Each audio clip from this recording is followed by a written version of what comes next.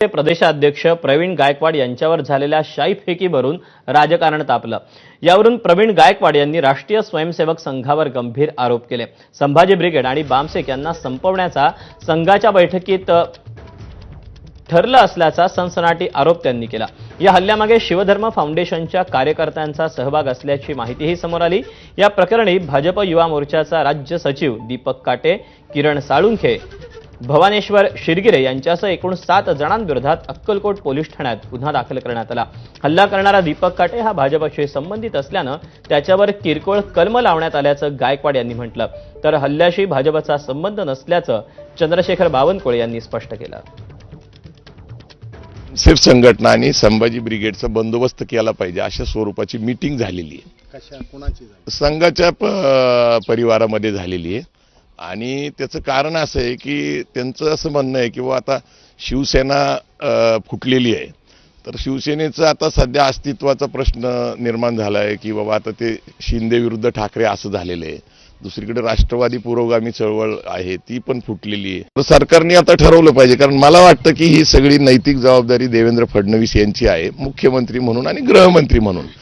आणि मुख्यमंत्री म्हणून आणि गृहमंत्री म्हणून त्यांची जबाबदारी। त्याचं कारण सगळ्या तुम्ही जर मागच्या काही घटना बघितल्या तर सगळ्या पुरोगामी चळवळीबद्दलच हे घडतंय, हिंदुत्ववादी विचारसरणीबद्दल घडत नाहीये।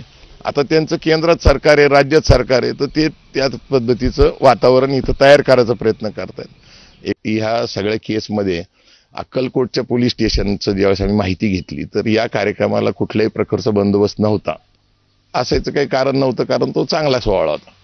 पण नंतर तो जे काही लोकांना अटक केली पाहिजे, तिथं जे काही 5-50 लोक होते त्यांना अटक झालेली नाही, फक्त दीपक काटेंना अटक केली आणि त्याला चांगली सर्व्हिस मिळते तिथं। त्याच्यासाठी मंत्रालयातनं फोन येत आहेत, त्याला सुरक्षा द्या, त्याला काही काळ त्रास देऊ नका।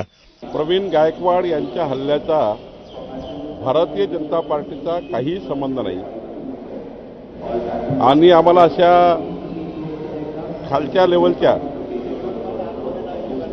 कृत्य करणे हे भाजपच्या रक्तात नाही। आरोपी कुठलाही असो, कोणत्याही पक्षाचा असो, आरोपी हा कुठल्याही पक्षाचा आता तो आरोपी आहे। दीपक काटेंनी प्रवीण गायकवाड सोबत असं वर्तन करायला नको होतं आणि हे भारतीय जनता पार्टीला मान्य नाही। प्रवीण गायकवाड यांच्यावर झालेल्या शाईफेक प्रकरणात सरकार आणि पोलिसांमध्ये एकवाक्यता नाही का असा प्रश्न उपस्थित होतोय। शाईफेक प्रकरणात 4 जण अटकेत असल्याची माहिती खुद्द मुख्यमंत्री देवेंद्र फडणवीस यांनी विधानसभेत दिली, तर या प्रकरणात एकही आरोपी अटकेत नाही असं पोलीस म्हणतायत। त्यामुळे सरकार आणि पोलीसमधला एकवाक्यतेचा एकंदरीतच जो मुद्दा आहे तो पुन्हा एकदा अधोरेखित होतोय।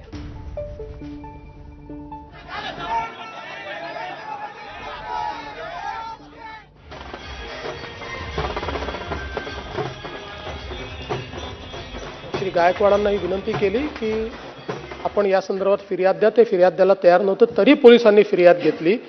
फिर्याद घेऊन त्या ठिकाणी तात्काळ जे काही आरोपी आहेत त्यांना अटक करण्यात आलेली आहे।